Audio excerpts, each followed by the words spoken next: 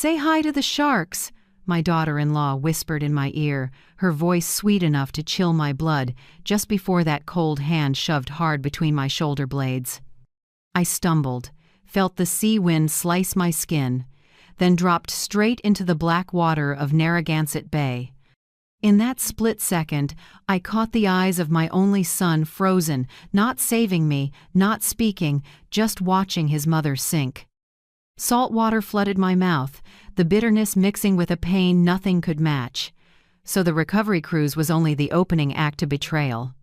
In that knife-cold water, I swore that if I lived, I'd teach them what real fear feels like. If you're still listening, tell me where you're watching from.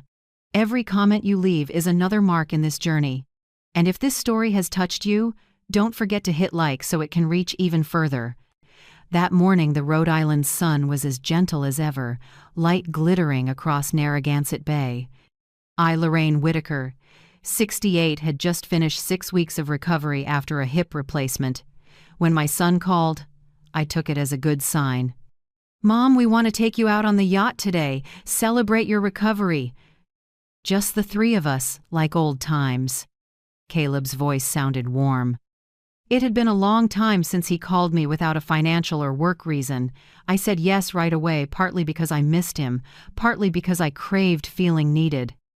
Early that morning, I picked my favorite navy dress, the color my husband, Robert, used to say made my eyes brighter. I spritzed a little light perfume and tied on the silk scarf he left me. In the mirror, I saw an older woman, but still steady, still believing. I thought maybe 2 years after Robert passed, Caleb had changed. Maybe my son truly wanted to reconnect. I was that naive. When I reached the Newport Marina, I saw Evelyn's dream sleek, white-hulled, my mother's name carved on the side. I'd never given permission for that. I stepped aboard, frowning, but forced a smile when Caleb opened his arms. "Mom, you look beautiful. Today you've got to relax." His hug was cold, missing the weight of real affection. Marissa, his wife, stood behind him, dark red lipstick, a smile sharp as a blade. "You look wonderful. I'll make you a mimosa, something special for today." I thanked her, though my heart dipped a little. The yacht pulled away. The engine hummed, the water shimmered silver. I leaned back into the leather seat, sea breeze lifting my mostly gray hair. Everything was calm, too calm. Caleb chatted, pitching a plan to simplify everything, stressing I should worry less about assets and hand management to the younger generation. Marissa nodded, poured more champagne, and murmured, "You don't need the hassle of paperwork and accounts. Let us take care of everything." I kept my voice even. "I'm still clear enough to sign my own checks, Marissa." She smiled, eyes like needles. "Of course, Mom. It's just, sometimes people don't realize they're starting to forget the little things." A chill ran my spine. I noticed her phone on the table camera pointed at me. She pretended to take selfies, but the angle clearly captured me raising a glass, smiling, not looking steady. I set my glass down, my voice dropping. "Caleb, I want to go back. I'm tired." My son glanced at his wife, then said flatly, "No, Mom. You need to hear us out." I looked straight at him. "You're scaring me. We just want to be sure everything's in order. You know how messy legal stuff gets if anything happens." Marissa slid in, sweet and scripted. "Do you remember what the doctor said about post-surgery? About short-term memory being affected?" I narrowed my eyes. "What are you implying?" "Nothing at all, Mom," she smiled. "Just that, when the time comes, it's better if someone can sign for you." My hand trembled, but anger surged. I suddenly saw it. Since Robert died, they'd been building a wall around me. My old attorney stopped taking calls, accounts under review, bank calls rerouted through Caleb. I searched my son's eyes for a trace of the boy I'd held and rocked to sleep. Nothing. Only cold calculation. "I want to go ashore. Now." Caleb's voice dropped, cold as the water around us. "You're not going anywhere." Marissa came close, and in that exact moment she whispered the line that shoved me to the edge of life and death. "Say hi to the sharks." The shove wasn't hard, but it was enough to throw me off balance. A heartbeat later, I dropped off the deck. Water exploded around me, salt burning my mouth like needles. In that split moment, I saw them on the deck, Caleb faking panic, Marissa clutching her chest, putting on shock. Then they turned away. I kicked, but the dress and shoes dragged me down. My head spun, hips screaming, but survival took over. I'd swum every morning with Robert for 20 years. He used to say, "The ocean doesn't kill you, Lorraine. Fear does." I held my breath, kicked hard, and aimed for a distant light, some small fishing boat. Every yard burned. It felt like someone was squeezing my lungs, but I didn't stop. I saw Caleb's eyes as I fell, no love, only relief. I thought of Robert. He always said I was stronger than I believed. He was right. I broke the surface, coughing, and shouted hoarsely, "Help! Somebody!" A flashlight swept my way.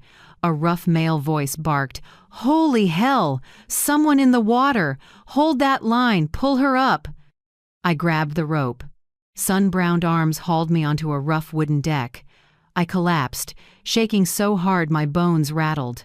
Salt, motor oil, and gasoline smoke, smells of survival. The man threw a blanket around me. "Ma'am, what happened? Where'd you fall from?" I opened my mouth, breath ragged, voice shaking. Don't call the Coast Guard. Let them think I'm dead." He, my rescuer, held my gaze, more than surprised, something like compassion there. "My name's Hank," he said quietly. "People usually say that when they're running from the devil." I nodded. "Not the devil, my own blood." Right then I knew. Lorraine Whitaker died on that yacht. The woman pulled from the bay was someone else. Someone who would live to take justice back, inch by inch. Curled in a soaked blanket on Hank's wooden deck, I shut my eyes, tried to steady my breathing. The wind burned my face, but old images flickered, small details I'd brushed off now snapping into place like a completed puzzle of betrayal. It began months earlier, right after I left the hospital. I remember that first morning back in my Newport condo, sunlight in the windows, gulls crying, and Caleb standing in my living room with a thick stack of papers. His voice was light as air. "Mom, I've talked to your financial advisor. He'll help reorganize your portfolio. You don't need to worry." I smiled with relief. After Robert passed, I struggled with the mountain of paperwork and investments from his tech company. It seemed my son was stepping up, but within weeks, things slipped. My financial advisor, who used to call weekly, went silent, emails unanswered. When I phoned, his assistant said, "He's no longer handling your account. All updates will go through Caleb Whitaker." I was stunned. Why would my account go through my son when I hadn't signed any power of attorney? I called my longtime accountant of nearly 20 years. He apologized for being booked, rescheduled, then canceled. My personal attorney, Clarice Nolan, once Robert's close friend, started dodging me too. Calls went to voicemail. I left messages, sent emails, nothing. People around me vanished in sync, leaving me standing alone in a web of lies I didn't yet see. I told myself they were busy, or it was all coincidence. Then Caleb started showing up more. He brought fruit, pill boxes, and a soft smile. "You need me to take care of you. After surgery, your memory's more forgetful, right?" he said, with a hint of pity. I frowned. "I remember fine, Caleb. I'm just tired. Sometimes." "I know, but don't push it. You should think about streamlining assets, trusts, the company. Simplify to manage easily." It sounded caring, but his eyes held something cold, calculating. Robert used to say, "If someone says they love you but won't meet your eyes, pay attention." I didn't listen then. Next came Marissa, my daughter-in-law. After my hip surgery, she stayed 2 weeks. At first I was grateful. She cooked, cleaned, reminded me to take pills. Then oddities crept in. The painkiller bottle on the table had relabeled instructions, dosages crossed out and rewritten. When I asked, she smiled. The doctor adjusted it a bit so you can sleep. I was suspicious, but when I called the clinic, the nurse said, "We didn't change the prescription." I asked Marissa. She stayed cool. Maybe they forgot to update the system. Don't worry. One afternoon she brought papers. "Mom, this is a temporary power of attorney, just so we can pay bills for you when you're in the hospital." Purely procedural sign quickly for convenience. I lifted the pen, then froze. Robert had taught me, no one needs your signature rights if they truly want to help. I set the pen down and smiled lightly. "Thanks, but I can pay my own." Something dark flickered in Marissa's eyes, then the sweet mask returned. Looking back, each small thing was a drop adding up to a wave. I tried to believe they cared, but deep down, something was twisted. I felt watched, staged. Then came the fateful yacht trip. On deck, between waves and champagne, the last pieces clicked. Marissa kept her phone angled at me. She smiled, adjusted the lens. A family video for the memory. I saw the light reflected in the camera enough to know it was recording. I made polite comments about money, about how, if Robert were alive, he'd want Caleb to be more stable. Caleb nodded, mouth smiling, eyes cold. I see now they wanted footage of me rambling about money while tipsy. Proof I was no longer sound. As the yacht moved farther out, Newport shrank to a thin line, the water flat as glass. Fear crept in. I said, "We're too far. Let's turn back." Caleb said nothing, just raised his glass and stared at the sea. Marissa adjusted her phone. The silence was suspicious. "Caleb, I want to go back." "No, Mom. There's more to discuss." His voice went rough, every word pressed down. A vein stood out on his hand holding the glass. "We just want to be sure you're prepared in case you aren't clear-minded anymore." "Not clear-minded?" I repeated, heart clamping tight. Marissa tilted her head, soft as cotton, empty inside. "The doctor said you forget things, right? Early signs, Lorraine. We're just worried." I didn't answer. I looked down at the water. Ripples like ribbons of glass. Then I knew. They weren't going to wait. A boating accident was perfect. No witnesses, no evidence, no crime. A woman fresh from surgery, on pain meds, showing confusion, slips overboard too easy to believe. I took a deep breath, set my hand on the rail. I started to step back, but Marissa was already behind me, too close, too ready. Caleb gave me one last look, a tiny nod like signing a contract. Then the shove light, and enough to sever every illusion I had about a mother's bond. Now, in the dim light of the fishing boat, I see every layer of deceit I'd refused to face. Every concern, every favor, just steps toward the ending they scripted. They wanted me gone quietly, leaving them everything: wealth, reputation, power, and a ticket to the luxury life I built. I shook not from cold but fury. Nearly 40 years as a mother, I thought my love was big enough that my child would never harm me. Now I know, greed can swallow anything, even blood. On deck, Hank handed me a hot cup of tea. "You've been through hell, haven't you?" I met his eyes, voice low. "They tried to kill me for money, but I'm still alive, and that is their problem." Offshore, waves kept their steady beat. I looked toward the pitch-black horizon where the lit yacht drifted toward shore, toward my own home. I knew when it docked, Caleb and Marissa would start the new life they thought erased me. But they didn't know that tonight I started over too, with one purpose: to make them pay for calling it an accident. I still remember my hand slipping from the brine, then someone gripping tight and hauling me out of the cold churn. Wind slapped my face as a hoarse voice barked, "Careful, Maya! Hold that line tight!" My body felt like stone, my breath in pieces, vision blurred by salt. Pulled onto the deck, I collapsed, shaking like a drawn wire. A thick blanket smelling of salt and diesel wrapped my shoulders, and that voice came again, warm, dry, commanding. "Ma'am, don't sleep. Look at me, can you hear me?" I nodded weakly. Yellow light fell across the weathered face of a middle-aged man, gray stubble on his jaw. Beside him, a teen girl, 16, maybe 17, poured warm water into a plastic cup, hands trembling as she offered it. "Drink, ma'am. It's cold out here." Her voice was gentle, a little shaky, but sincere. I sipped. The heat touched my lips, slid down my throat, life returning inch by inch. "Thank you," I rasped. I fell off a yacht." The man frowned. "What yacht runs this late at night? Anyone else with you?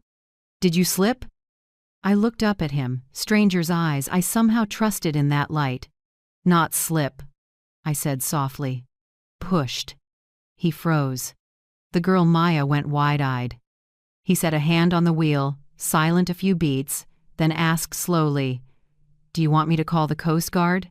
They'll get you to a hospital, handle the rest." I shook my head fast, voice urgent. "No. Please don't. Let them think I'm dead." He swung around, assessing, not skeptical, just understanding. "You sure? Out here, not calling it in, if anyone asks. I'm sure." I gripped his hand, fingers like ice. "If you call, they'll know. And then they'll try again. Please believe me." He looked at my trembling hand, clutching his, then nodded. "Name's Hank O'Rourke. I've been on the water my whole life, seen a lot, but never anyone like you. All right, I won't call, but I'm taking you ashore to warm up. You won't last long in this cold." The wooden boat turned west, gliding through a thick, black night. Wind whipped my wet hair, freezing me numb, but inside something lit a feeling I hadn't had in years, the will to live. Maya, small, curly-haired, bright dark eyes, sat across from me, watching. "Ma'am, who did this to you? Do you want us to call the police?" I shook my head. "If you call, they'll get here before the police. You don't understand, they have money, lawyers, everything." She hesitated. "Then, what are you going to do?" I stared into the dark ahead. "Survive, and wait for my moment." Hank nodded slightly, as if he'd known the answer. As the boat nosed into a narrow inlet, he pointed. "There's a side dock. No one comes by at night. I know a place you can stay a few days. The owner keeps quiet if you pay cash." Fog clung to the dock when we tied up. I shivered, each breath turning to mist. Hank lifted me out. Maya carefully carried the blankets. Under dim streetlights stood a small 2-story wooden house with a sign, "Asha's Bay Inn, rooms and breakfast." The air smelled like old pastry and ginger. Hank knocked 3 short times.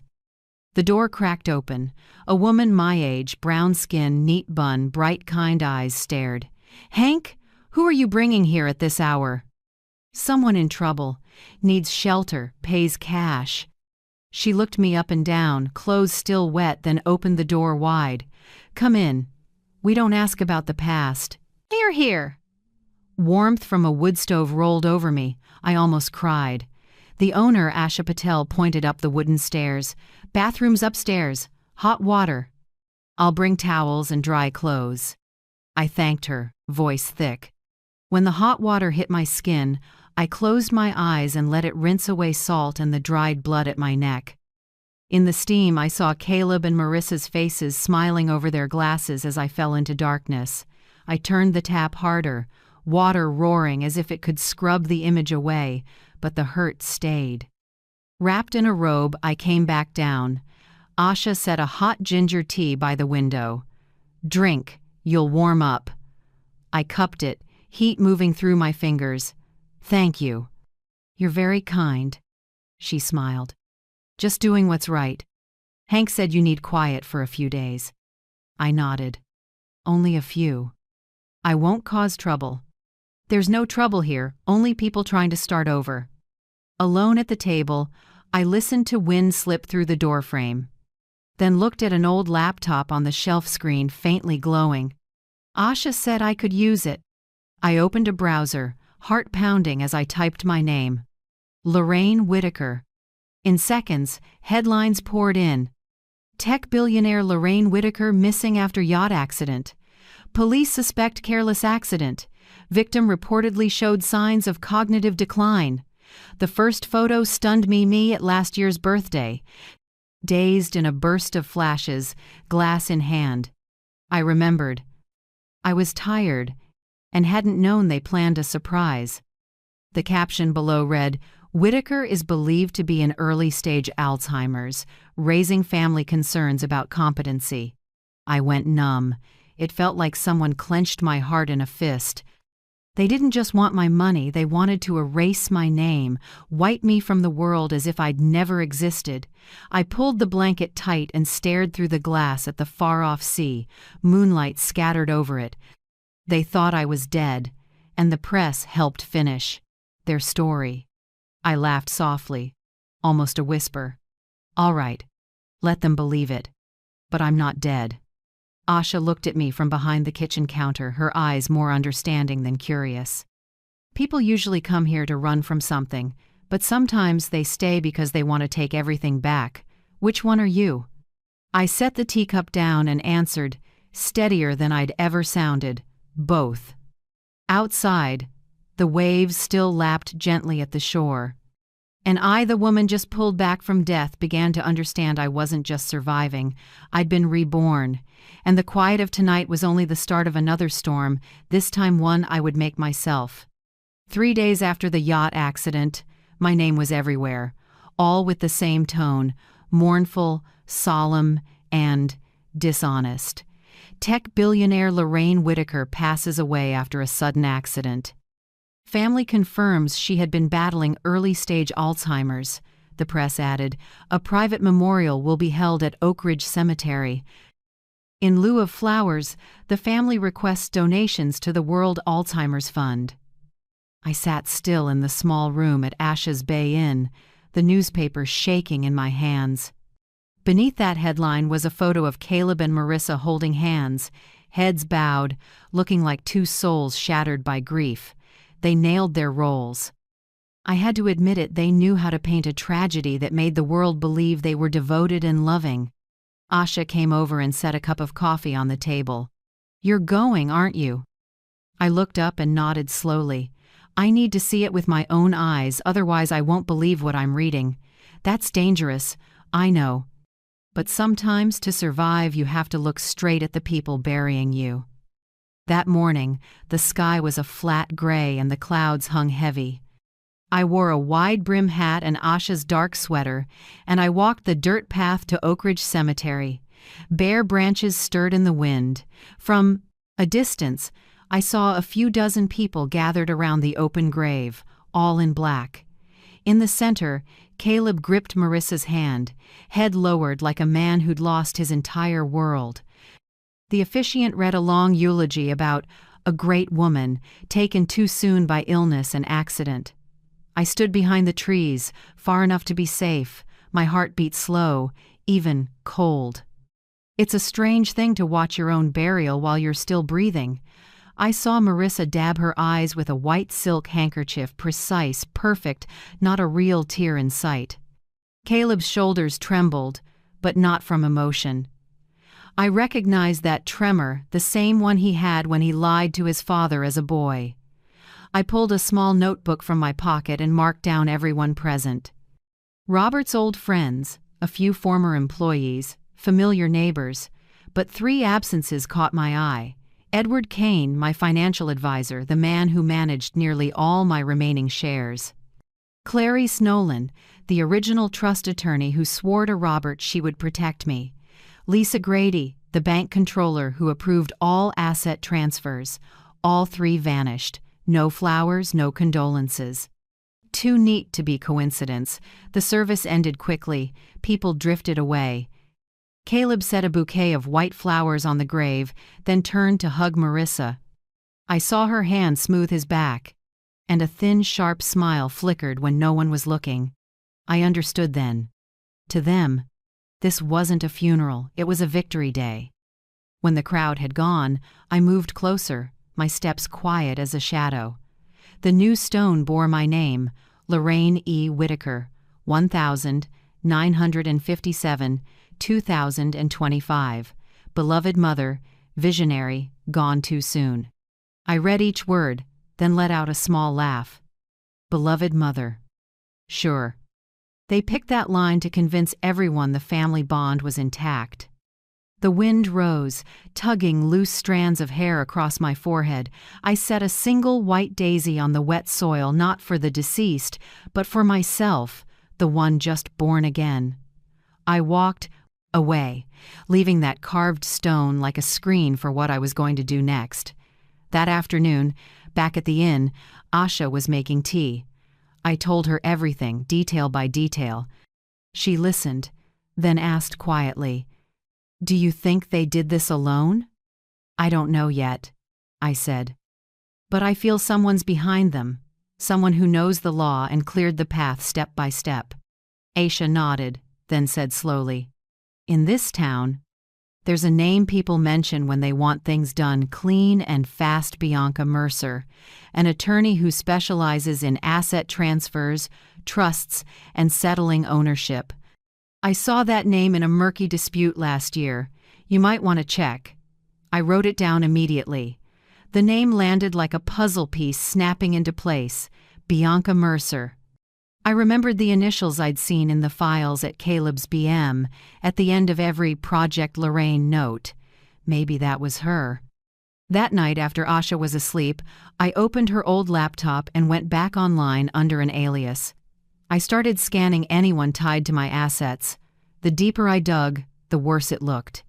Trusts that once had my name were now temporarily transferred to an entity called Mercer and Hale Advisory Group, Hale being Marissa's last name. It felt like someone squeezed my chest. Everything had been arranged carefully, cleverly, almost legally. I opened a new note and listed everyone with access to the trust systems: Caleb, Marissa, Bianca Mercer, and Edward Kane.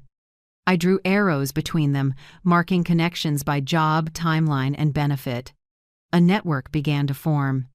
At its center was MT, the initials I'd seen on the Project Lorraine notes. I wondered if that stood for Mercer Trust or Mercer and Torres, or something else I hadn't uncovered yet. The clock was a little past 11 p.m.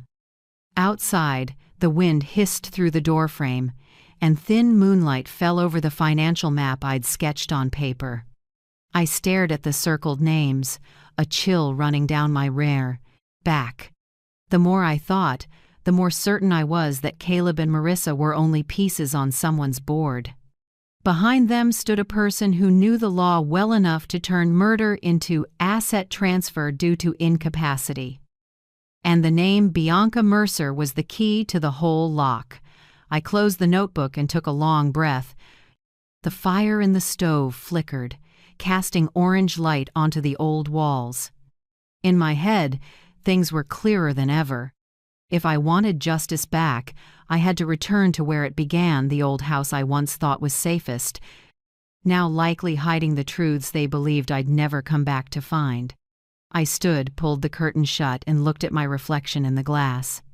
That face looked different, not the frail woman shoved off a yacht, but someone quietly preparing to come back from the dead. And tonight, I swore, I would hunt down the people who wrote my obituary while I was still alive. That night, the Newport sky was thick with sea salt gray blue. I put on the heavy coat Asha gave me and slipped my hand into the pocket where I kept a small key darkened by years, the key to the house I once called home. Caleb had never asked for it back. Maybe he figured the dead don't need keys. I left the inn near midnight, when the streets were dark. The road up Beacon Hill was so empty my footsteps echoed on the cold asphalt. The elegant houses on both sides glowed a warm gold, but my house, the Whitaker home, where I lived 30 years with Robert, sat in darkness, only a faint light from the porch camera. I knew its blind spot. I was the one who installed the system to protect the family. The back door was the same. I bent, slid in the key. A quiet click, and in that moment my heart pounded like I was stepping into the past. Inside was cold and too clean, not abandoned, but maintained. The hallway rug had no dust, the sofa was neatly covered, and the air carried the expensive spray Marissa loved. I clicked on the small flashlight. Hank gave me. The beam slid across a polished steel fridge. I eased it open, packed with fresh food, pricey wine, imported cheese, and a tub of infant formula. My heart stopped. The house wasn't empty. Someone lived here often. I moved like a shadow, slipping through the living room. The old mahogany set was gone, replaced by Italian leather, and our wedding photo was off the wall, swapped with a beach shot of Caleb and Marissa. Every trace of me erased, as if they were test driving a life without me. I stopped at Robert's office door where he used to sit for hours at his typewriter, reading company reports, drinking black coffee. It had always been locked, but now it was ajar. I pushed it open. The desk lamps were still on. The room had become a command center. Walls plastered with notes, a whiteboard crammed with writing, and in the middle a thick file stamped in bold, Project Lorraine, Phase 3. Accident. My head swam, but my hands were steady.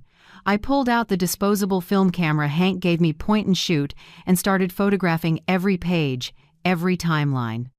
In the yellow light, Marissa's shaky handwriting was clear. Observation. Patient confuses dates. Forgets meds record on video. Adds sedatives to night dosage. Prepare petition. Declaration of incapacity. MT approved. Those initials MT repeated under approved. At the bottom, a full signature. Bianca Mercer, Esquire, exactly as I suspected. I kept shooting. Each click was a soft countdown in the night. Next to the file, a huge whiteboard was split into 4 columns. Phase 1, Fake Medical Profile, completed. Phase 2, Secure Asset Authority, completed. Phase 3, Boating Accident completed, estimated 05/07. Phase 4, Court declares incapacity and announces inheritance plan in process. The last line was circled in red ink, with Caleb's handwriting beside it. Must finish within 2 weeks, before the audit committee steps in. I dropped into a chair, hands shaking. Page after page proved they'd planned this for a long time, not just to take everything, but to legally destroy me, one step at a time. I flipped to the next stack. Memory Decline Observation Report, Patient L.W. Lorraine Whitaker. Below were precise dates and notes. March 12th, mixed prescriptions, confused morning and night due to Marissa relabeling. March 25th, rambling about assets in front of medical staff. April 30th, forgot doctor's name, prolonged confusion. I drew a long breath. Every proof was one of those foggy, exhausted moments after surgery, and they had staged them. I took a few more shots, then closed the file. In the pile was a loose fax, wrinkled at the corner, from Bianca Mercer to C. Whitaker, M. Whitaker subject, prepare court petition. After the hearing, submit the file with adjusted medical reports. Don't forget signatures. Phase 4 only succeeds if no one questions the death certificate. B.M.'s e-signature glared at the bottom. I slipped it into my coat pocket. This felt like the crucial piece. And right then, white headlights flared at the gate. An engine rumbled. I killed the flashlight, heart in my throat. A familiar voice on the porch. Did you lock the door? I left my phone on the table. Marissa's voice, bright and clear. Yeah, hurry up, I'm dead tired. Caleb's voice, flat. I scanned the room. No way out the front. The only window was by the desk, facing the rose garden, the one I tended for 20 years. I held my breath, slid the latch, and slipped out just as Marissa's soft laugh floated through the living room. The garden soil was damp, the smell of roses mixed with iron in the cold night. I crouched low, moved along the fence, fingers gripping thorns. Every step was a drumbeat in my chest. I was less than 30 feet from the back door when a small, haunting sound cut through an infant's cry. I froze. My heart missed a beat. That sound was unmistakable, thin, broken, from upstairs. I looked up and saw a small light spilling from my old bedroom, the master, a baby. In this house, when that weak cry rose in the dark, my heart cracked. An innocent child, and two people who used to call me Mom. What would you do in my place? Would you stop or turn back and face them? Share how you feel in the comments. I truly want to hear your perspective. I ducked lower, slid along the fence, listening. Caleb's footsteps thudded inside, then Marissa's whisper, "I've got it. You go to sleep. She's up again." "When will it settle?" "It's been 3 weeks and she still isn't on a schedule." 3 weeks. I did the math. 3 weeks since my accident. Cold flooded my veins. They weren't just taking assets. They were raising a child or hiding a darker secret. I backed away from the fence without looking, my hand locked around the camera in my pocket. That night, leaving the house that used to be mine, I knew I'd brushed the last mask of this scheme. And that cry, thin and relentless, followed me all the way back. I barely slept that night. The baby's cry kept echoing in my head, clinging to every heartbeat, reminding me that something worse than betrayal lived in that house. Caleb and Marissa had never said they had a child. No friends knew, no posts, no announcements. In their world, everything got shown off: new house, new car, pricey vacations, yet something as big as a baby was silent. That could only mean one thing: the child wasn't born normally. I got back to the inn near dawn, still shaking with cold and fear. Asha woke as I walked in, but only looked at me without asking. She set a hot tea on the table, let me sit, then gently asked, "What did you see?" I stared into the steam, my voice tight. "A baby, in that house, newborn about 3 weeks. Asha frowned. "Have they told anyone?" "I don't think so. They're hiding her. I don't know why yet, but I'm sure she's tied directly to their plan." I remembered the lines in those files: "Prepare for legitimate heir." I hadn't understood then, but I did now. They needed a child with the Whitaker name to shore up legal claims after my death. A perfect heir to a multi-billion-dollar estate. I told everything to Hank when he came to fix Asha's generator that morning. He listened, then said, "You need someone who can dig without raising alarms. I know a guy, Evan Ross. Private investigator, used to work Boston PD, quit because he couldn't stomach buried evidence. He's quiet, honest, and he owes me." That afternoon, Evan showed up. 40s, tall, the worn face of someone who'd seen too much filth. He shook my hand, eyes steady, neither nosy nor pitying. "Hank says you need to look into a baby and 2 people who tried to kill you." I nodded and handed him the photos I'd taken in the house. He flipped through them, his gaze locked on Project Lorraine. "This isn't just asset theft. There's a whole legal pipeline behind it. I'll need a few days." 3 days later, he returned with a thick file and a heavy look. "I found where they've been going for months," he said. "A high-end fertility clinic in North Boston, North Shore Family Wellness Institute. They don't advertise, only take clients by referral. But I could access their parking lot cameras." He opened his laptop and ran a stream of security images. Clear shots of Caleb and Marissa, black coats, sunglasses, walking into the clinic at different times. One photo showed them carrying a thick envelope. Another had Marissa speaking with a woman in a lab coat at the back door. "Cash," Evan said. I checked internal accounting. There's a large payment, $220,000, labeled special consulting fee. "No. Invoice. No. Source." I leaned back, dizzy. "You think they hired a surrogate?" Evan nodded. "I don't just think, I know.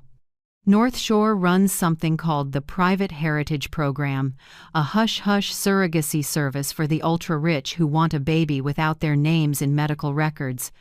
I tracked down a list of former nurses. One of them, Leah Torres, agreed to talk. We met Leah at a small cafe near Salem Station. Early 30s, hair tied back, eyes wary. Evan opened gently but straight. "Do you remember a patient named Reed?" "Talia Reed.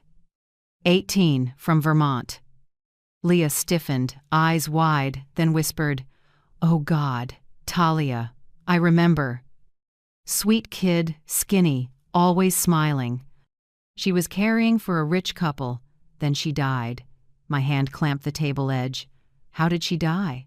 Leah swallowed. "The file says obstetric complications, but her pregnancy was perfectly normal. Blood pressure, heart, labs, all stable. That night, the on-call doctor said he'd give a routine injection to support labor. Minutes later, Talia seized and flatlined. No one explained. And the couple disappeared the next morning. Was that couple Caleb and Marissa Whitaker? Leah looked at me, realizing I wasn't guessing. She shivered. "I don't know their real names, but they signed with a C and M. The man said he wanted the birth certificate prepared ahead of time to list them as parents. We were never allowed to ask more." The air thickened. I heard my own heartbeat, slow, heavy, painful as a hammer. "How old was Talia?" 18. She'd just left home in Vermont.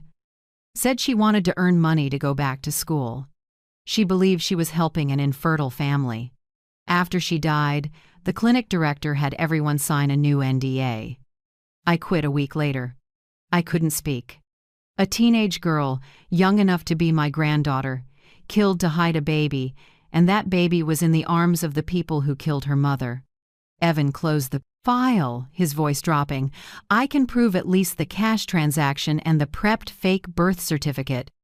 But to charge them, you'll need more medical proof, testimony, or recordings." I looked at him, heat rising behind my eyes. "I'll get it." We left the cafe as a light rain began. Boston rain is cold, clinging, like a reminder that guilt leaves traces no matter how you try to wash them away. I pulled up my hood and almost whispered, "They think they can use money to buy blood, buy lives, buy even my legacy. But there's one thing they can't buy." Evan asked quietly, "What's that?" I answered, my eyes looking far away, "The truth. And this time, the truth is what will drown them." Evan found out that Caleb and Marissa always had a nanny working in shifts. The schedule changed weekly, but on Tuesdays, between about 10 a.m. and 2 p.m., both of them usually left the house to sign legal papers at the Mercer and Hale Law Office. That was the only gap I could exploit. 4 hours to get inside the house, meet the person caring for the baby, and plant the seeds of my counterattack. That morning, the sky was overcast, the wind from the bay cold and biting. I wore a gray wool coat with the hood pulled low and carried the folder Evan had prepared, photos of Project Lorraine, Talia Reed's file, and the fake birth certificate of the baby. When the clock struck 11 a.m., I rang the bell. The door opened to a blonde woman of about 30, her face gentle but with the tired eyes of someone lacking sleep. She held the baby in her arms, her voice cautious. "I'm sorry, can I help you?" I took a deep breath. "I'm Lorraine Whitaker, Caleb's mother, and the grandmother of the baby you're holding." Nora, the name on her badge, froze. Her face went pale. "That's impossible. You're dead. I read the papers, saw the news. They said you fell off the yacht and died, right?" I cut in, my voice calm. "But I'm alive, and I need to talk to you right now." She stood still a few seconds, then stepped aside for me to enter. The house was just as I remembered, except now it carried the soft breath of a child. The baby lay in her arms, wide brown eyes silently fixed on me. A look so pure it made my throat tighten. "What's his name?" I asked softly. "Robert Jr., that's what they call him." "No, his real name is Rowan Talia Whitaker," I said, my voice trembling slightly. "Rowan to give him a new name, and Talia so he never forgets the birth mother who died for him."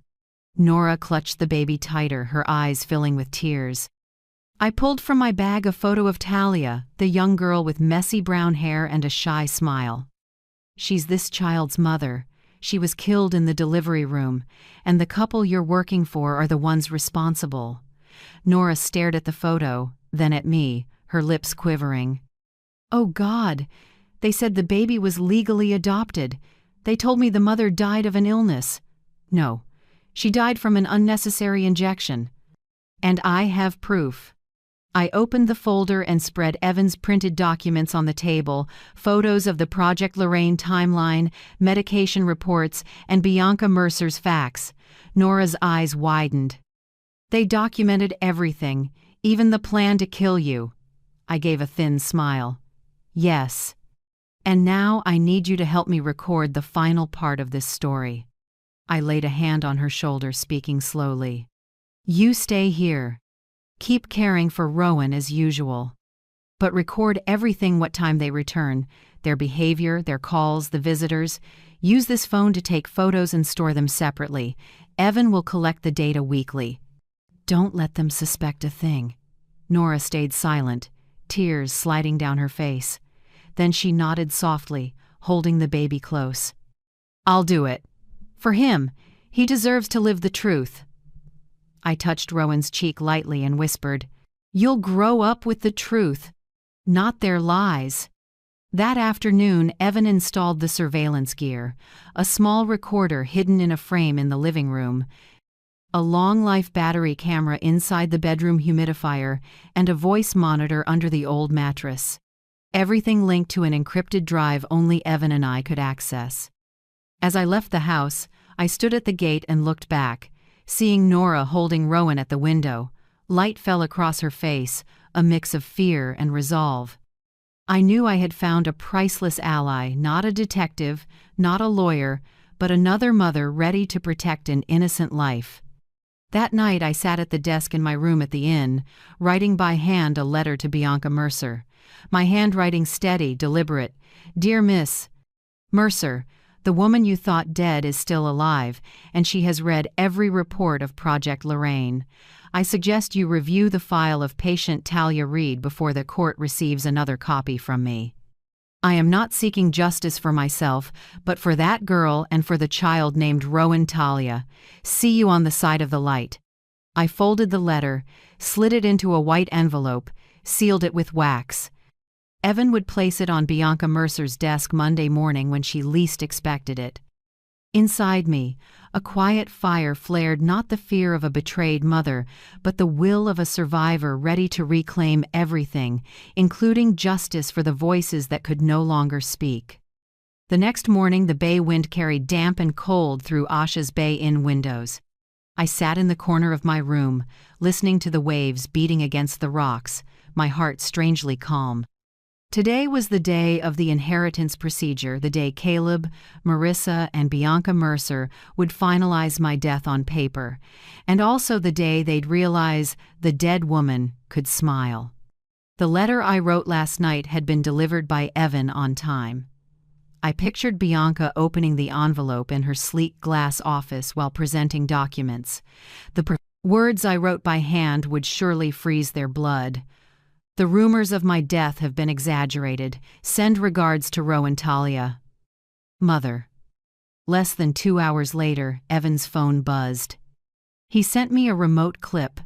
The three of them bursting out of Mercer and Hale like the building was on fire. Bianca nearly slipped on the steps. Marissa's sunglasses couldn't hide her pale face. Caleb yanked his wife's arm, muttering something, but I saw only one thing in his eyes: panic. They're heading home, Evan said on the phone. Get ready, Lorraine, this is your moment. I checked the time, close to 2 p.m. I put on the deep blue dress Robert had given me on our 20th anniversary, brushing my fingers over the armrest of the mahogany chair in the living room. That chair once held him reading the paper every evening while I sat beside him listening to the steady turn of pages. Now it was the waiting seat of a ghost me. Evan had set up the cameras the night before. 3 hidden in the ceiling lights, 2 recorders in the flower vase, and behind the bronze statue. Every word I spoke would be captured cleanly enough for court. I also had a small device clipped under my collar, ready for anything. Before they arrived, I told Nora to take Rowan down to the old wine cellar, where a small escape hatch led to the alley. That cellar once held my precious Bordeaux. Now it was a shelter for the baby Marissa wanted erased from medical records. "I won't let them hurt him," Nora promised, her voice like steel. About 30 minutes later, car tires screeched outside. I heard rushed footsteps, an electronic lock click, then the door flew open. Marissa entered first, coat still on, eyes wide as if she'd seen a ghost, and in her mind, she had. Caleb followed, pale. Bianca came last, clutching her briefcase, calm in a way that was clearly fake. I sat upright, turned my chair toward the door, light falling across half my face. I didn't speak, just smiled. The silence stretched so long you could hear the clock tick. "Oh my God!" Marissa gasped first, stepping back. "Impossible, you're dead!" I tilted my head, my voice soft as air. Death, sometimes, is just a way to see who truly wants you gone. Caleb's mouth opened, no words. Bianca, the only one still composed, spoke hoarsely and slow. "What do you want, Mrs. Whitaker? If this is some cruel joke, then—" "No, Bianca," I cut her off. "This is reality, and the cruel thing are the plans you wrote." I pointed at her briefcase. "Inside is the Project Lorraine file, isn't it? I've read it all. The facts about declaring incapacity, the fake birth certificate of Rowan Talia, or should I mention the death of Talia Reed?" For the first time, Bianca wavered, her face drained, her hand gripping the strap. Caleb turned to her, panicked. "What facts? Mom, what are you talking about? Oh, you don't know?" I locked eyes with him. "Remember the night on the yacht? Who pushed me, Caleb? Your wife, or did you agree to it yourself?" The room grew heavy. Marissa trembled, lips moving. Caleb looked down, avoiding my eyes. I looked at Bianca, trying to regain composure, but sweat dotted her temple. "I know you're smart," I said slowly, like pouring acid. "But you picked the wrong side. Accelerate inheritance, that's your phrase, isn't it?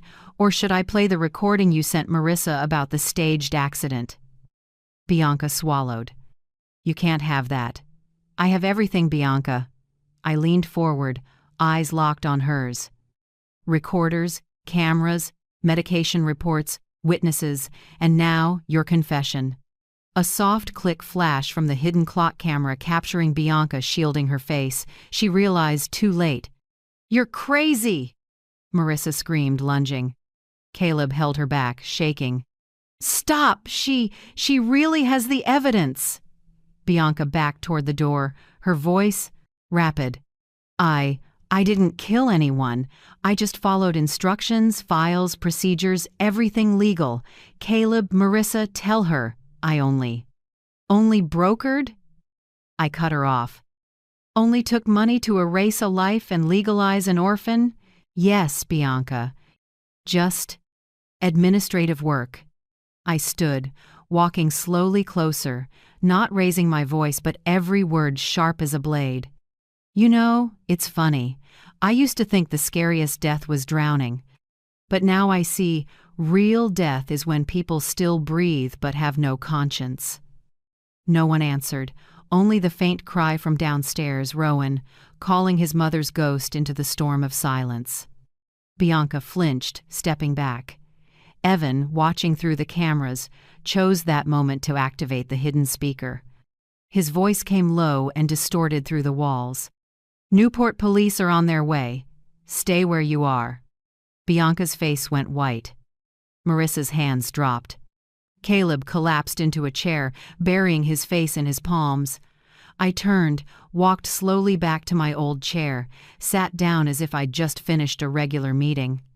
Before the police arrived, I spoke softly, just enough for the recorder to catch every word. "You called me a ghost. But I'm the ghost who smiles, and I just watched the living bury themselves.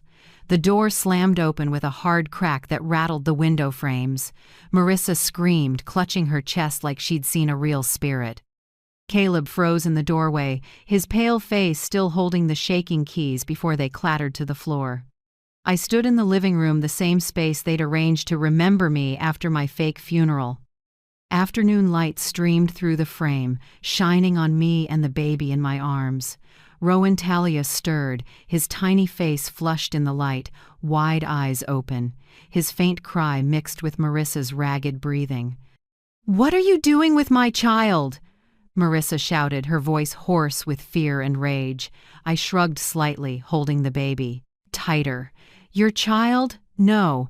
This is Rowan Talia Whitaker, the child of Talia Reed. An 18-year-old girl who cared for you and died after a routine injection at North Shore Family Wellness Institute." The room went silent. Caleb opened his mouth, shook his head. "No, that's not true. You can't know that." I looked straight at him, my voice slow, each word heavy as stone. "I know everything. The $220,000 in cash. The video of you and your wife entering the clinic, Bianca Mercer's fax. And this." I opened my bag, pulled out the thick file, spread it across the wooden table. Photos, receipts, screenshots, and on top, the Project Lorraine, Phase 3, accident page. Marissa's eyes went wide, swallowing hard. This is attorney-client material you stole?" "No." I cut her off. "I photographed it in this very house, in Robert's office. The house you're living in thanks to forged transfers. And I have the right to take back everything, including my name." I set the recorder on the table, pressed record, the red light blinking. "Under Rhode Island law, one-party consent is enough. And I'm that party." Marissa backed up, her voice low and hard. "What do you want? Money? Or just to see us on our knees?" I laughed softly, cold. "No, Marissa, I want justice. I want everyone to know you tried to kill me and killed this baby's mother." Caleb raised his hands to his face, murmuring, "Marissa, stop talking." But she didn't. Panic turned to aggression. "You have nothing. These papers are fake. These photos could be staged. If you think you can undo this with some amateur tricks, then..." I pulled out Talia Reed's notebook. Evan had gotten it from Nurse Leah.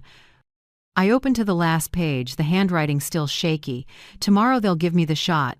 The doctor says it will be easier. I just want to live to see the baby once." I looked up. "She has never got that chance. But I did, and I'm holding him now." Marissa went silent. Her face drained. Caleb trembled in the chair, staring at the baby like facing his own guilt. I looked at them both, my voice low. "Bianca may have been caught first, but you two can't hide forever. I'm giving you 24 hours. In that time, hand over all devices, sign statements about working with Mercer, and send me copies of the financial records. Do it, and I won't pursue attempted murder charges. I only demand the truth in court. If not..." I bent and kissed Rowan's forehead, then looked Marissa in the eye. "I'll let the FBI, family court, and national press have it all.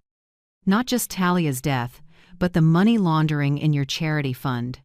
The words sliced the silence. Marissa's mouth opened, but no sound came. Caleb's shoulders slumped, his head dropped. For the first time, he didn't look like an enemy. He looked like a lost boy caught in his wife's game. You wouldn't dare," Marissa said weakly, a last reflex. I raised an eyebrow. "You think so?" Then pulled out my phone and played Bianca's recorded voice. "Accelerate the inheritance process before she rewrites the will. An accident is the safest choice." Bianca's voice filled the room, cold and clear. Marissa's face shifted from pale to crimson. Caleb jumped up, yelling, "You lied to me! I thought it was just fake medical records."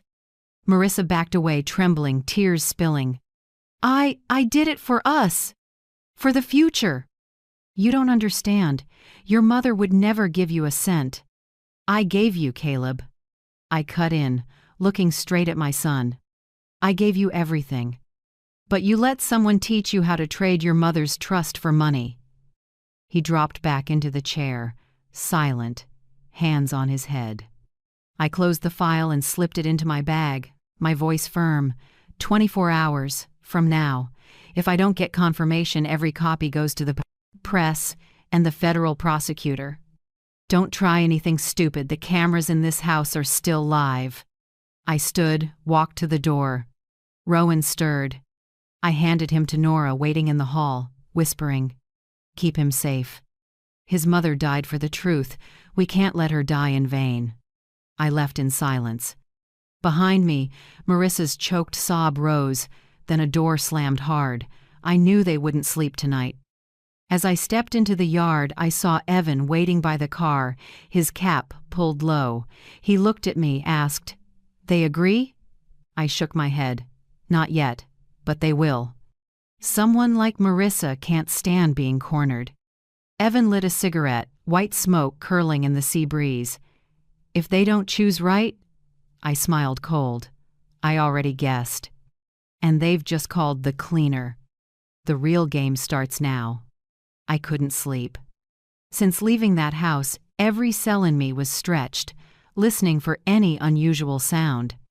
All my senses were on alert, as if even the wind at the window could turn dangerous. Around 4 a.m., my phone vibrated. Evan. His voice low, urgent, clipped. "They're hiring a cleaner from New York, a man named Darian Holt. I've heard of him, handles post-event problems for the financial elite, never leaves a trace." I sat up, heart pounding. "How soon will he arrive?" "Before tonight." "They paid through a shell company in Manhattan. I traced the account, but he's the kind who can't be tracked. Lorraine, you have to get out. Now." I got out of bed, woke Asha and Hank O'Rourke, who'd been sleeping on the chair near the window. He didn't ask, just listened to a few words, then stood and put on his coat, his weathered face suddenly tight. "Let's go," he said. "I've got a safer place, a small island off Rhode Island. Old fishing buddy. This season it's empty, only gulls go there." I held Rowan Talia, wrapping the blanket around him. He slept soundly, breathing like a strand of silk. We left the inn while it was still dark, the fog so thick the headlights only reached a few yards. Hank piloted his old wooden boat, the engine grumbling in the night. I curled up, holding the baby close, listening to the waves hit the hull. About 2 hours later, we reached a small island only a few acres wide, covered in wild grass and white stones. In the middle stood a 2-story wooden house with a tilted chimney and dry climbing vines. Hank called it Morrigan's Rock, a place he and his friend had used to ride out storms years ago. "No network, no cameras, no neighbors," he said. "If they want to find you, they'll have to search the whole ocean." I froze. "Dead? When?" "This morning. Shot twice in the chest at a hotel in Providence. No security cameras working at the time. Local police think it was a robbery, but nothing was taken." A chill ran down my spine. Someone wanted him silenced. Exactly, and I think they're scrubbing the whole chain of contacts. I checked the Mercer and Hale accounts. $500,000 was withdrawn overnight. No trail, no wire, it just vanished. You know what that means. I nodded even though he couldn't see. It meant a high-level cleanup. It meant someone above Bianca Mercer was calling the shots. Asha, sitting beside me, listened. Her eyes lit up when Evan sent over a hotel surveillance still. In the photo, behind Darian Holt, a woman in a hooded cap walked by, only half her face visible. Asha squinted, her voice low. "Wait, this woman, I've seen her before." "Where?" I asked. "At St. Mary's Hospital, about 6 months ago." She came to the front desk asking for a list of elderly patients with no family visitors.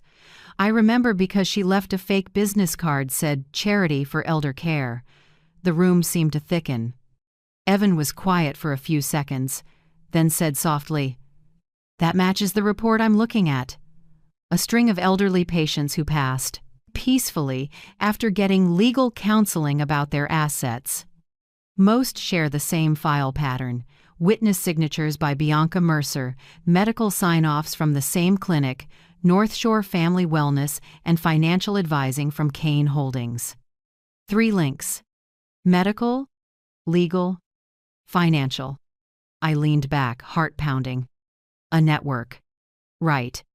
And they weren't just targeting you. I've found 20 other cases over the past 10 years across New England. Each one an accident, falls downstairs, carbon monoxide, drug reaction, slips in a bathtub. All happening weeks after the victim transferred assets or was declared incapacitated. And all tied to people connected to Mercer. Evan sent over an image, a long data sheet with names, dates, causes of death, and the same note: family pre-advised by Mercer and Hale legal team. I read line by line, my fingers shaking at their ages: 67, 72, 80, 76. All wealthy, older, alone. People like me. And I almost became number 21, I whispered. Asha squeezed my hand, speaking gently. But you survived, and now you're the only one who can speak for them. Evan sighed on the other end. I'll forward all this to federal agents. But Lorraine, you have to understand, once I do, they'll know you're alive. They won't sit still. These people have the money and power to erase everything. Once you step into the light, there's no going back. I looked out the window. The sea glittered, waves breathing like a sleeping beast. I wasn't scared anymore. I knew one thing clearly: if I stayed quiet, the baby in my arms would end up on that list too. I understand, I said quietly. If I don't speak, Rowan could suffocate in a furnace incident like the others. No, Evan, I died once. I won't die again in silence. Hank stepped over and laid a hand on my shoulder. I'll handle security. Asha will watch the baby. Lorraine, you say everything. Don't let them keep going. I nodded, tears rising but not falling.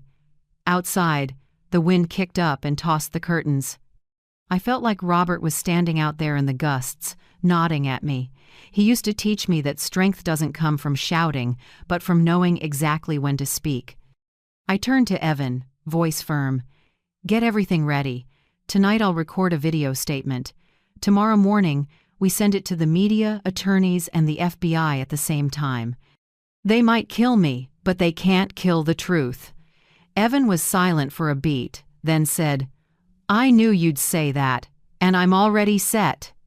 Lorraine, this time, we're not just exposing Caleb and Marissa, we're dragging the whole network into the light. I held Rowan and kissed his forehead. The sunset washed warm over his tiny skin, strangely peaceful. In that moment, I wasn't a victim anymore.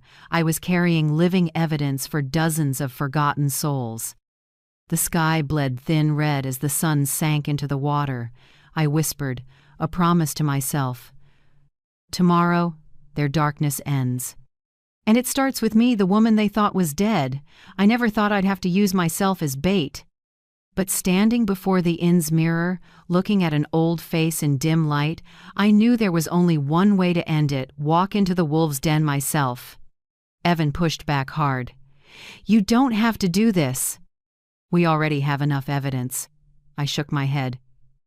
We have pieces, Evan, not the picture. Only when Bianca Mercer says it herself and gets recorded will it be undeniable. I need her to confess in her own words. He was quiet a long moment, then nodded. Okay, but you're not going in alone. I'll have a listening team right outside. And Hank will be a block away. That afternoon, Nora sent an encrypted text. They'll be home at 7 p.m. Marissa's setting out wine. Bianca said, come settle this once and for all. I read it, my heart tightening. It was time. I put on my old navy wool coat, buttoned to the collar, no jewelry. I carried only one thing: a tiny clip-on recorder Evan had set up.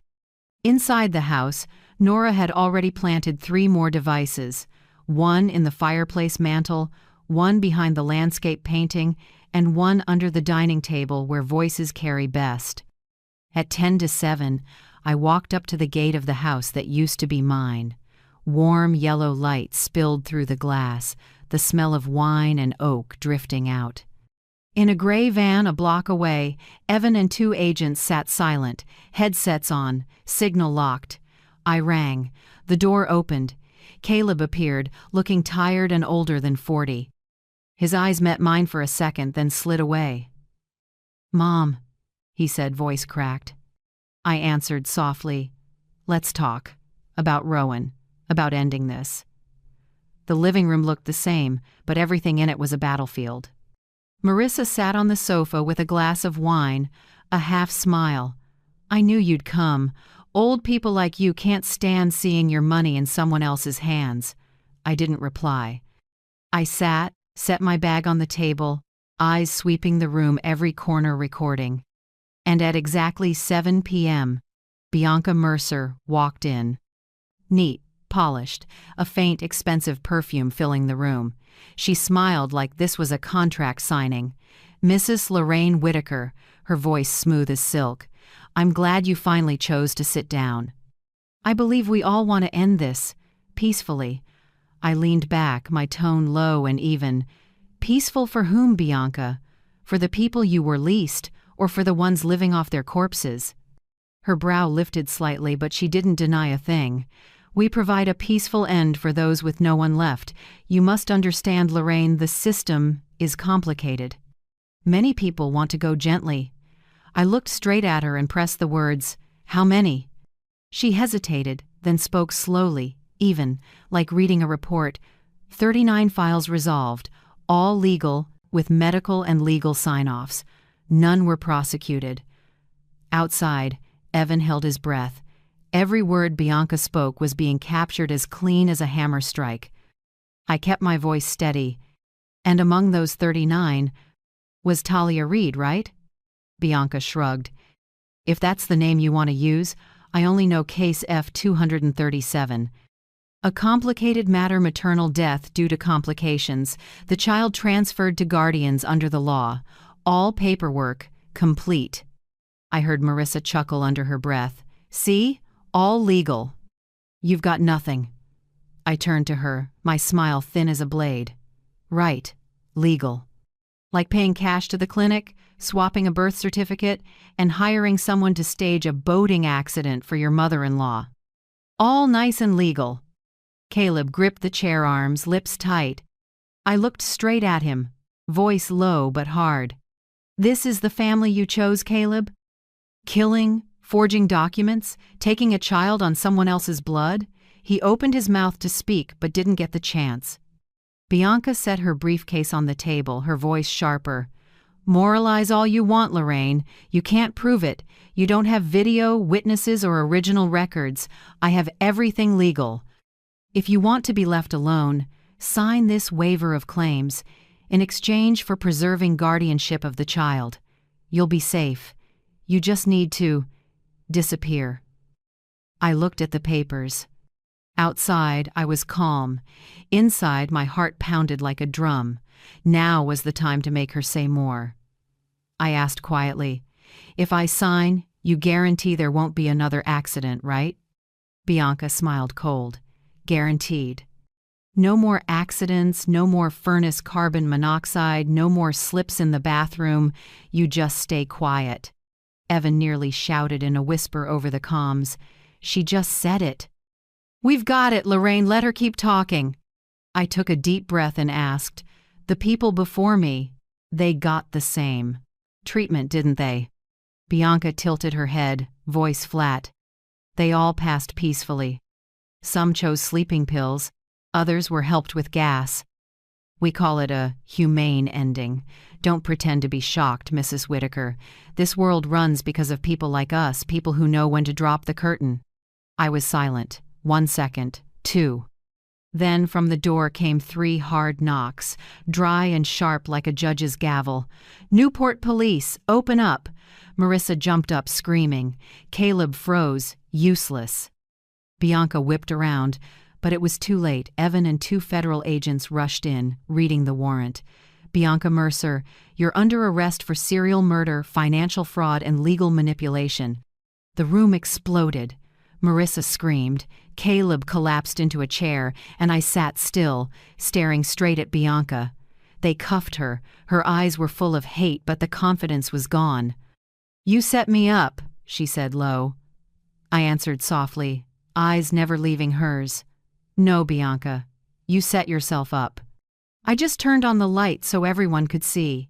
Outside, sirens wailed, blue and red washing the windows.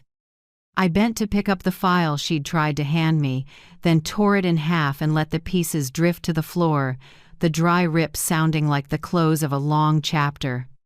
As for me, the woman once shoved into the sea, I could finally see the shore. The next morning, Newport felt like it had woken from a long storm. On the streets, people buzzed about the stunning arrest. High-profile attorney Bianca Mercer accused of serial murder, financial fraud, and legal manipulation. Her face was on the morning news, vacant eyes, tangled hair, a once proud expression stripped down to failure. I sat in a small room at the police station, first light slipping through the window onto the wood table. Evan stood beside me, hand resting lightly on my shoulder. "Everything you did, it was worth it," he said quietly. "We have the full confession, including her. Line about the resolved files. The FBI has the case. The whole network is coming into the light." I just nodded. Every feeling in me was wrung dry, leaving a quiet emptiness. Maybe this is how it feels to come back from the dead, not joy, not gloating, just relief to still be breathing. Caleb and Marissa were held as co-conspirators and for fraud in the inheritance filings. Passing the interrogation room, I saw my son hunched over, hands shaking on the table. He looked up, eyes red. "Mom, I'm sorry." I stopped, looked at him a long moment. "Sorry won't erase it, Caleb, but if you tell the truth, maybe there's a part of you still worth saving." He nodded and turned away, shoulders trembling. For the first time in years, I felt no anger, only pity for a son who let greed and fear lead him.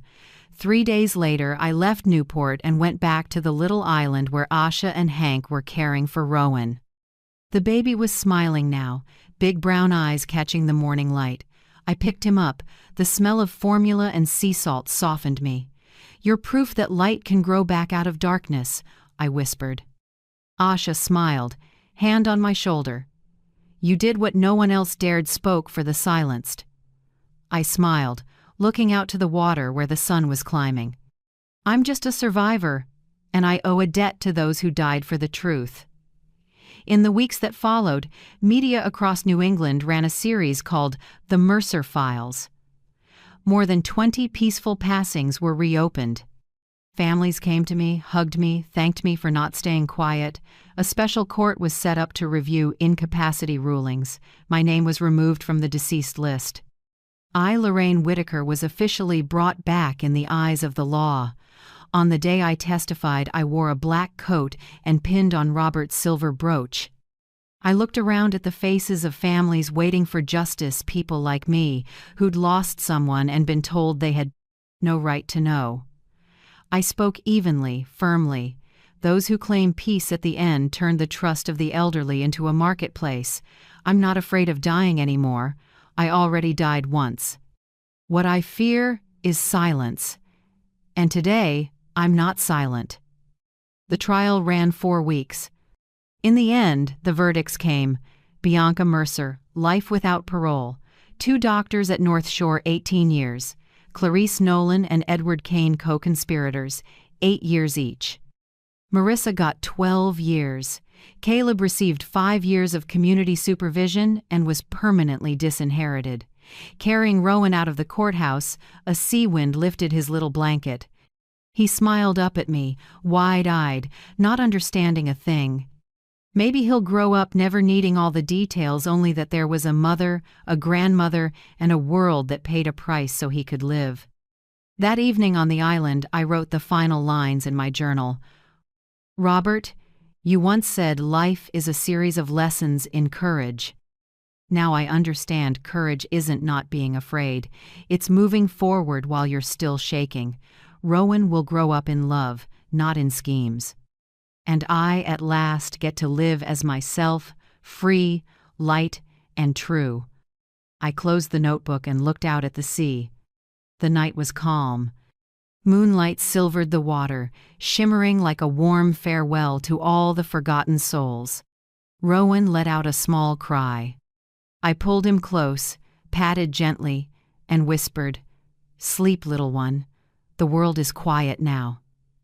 Then I turned to the small camera Evan left, switched it on, and looked straight into the lens. I knew the video would be posted as the final chapter of the series. I spoke slowly, as if to anyone watching from a quiet living room, a hospital bed, or the loneliness of old age. If you're hearing me, remember you're never too old to say enough. Believe in the value of your own voice.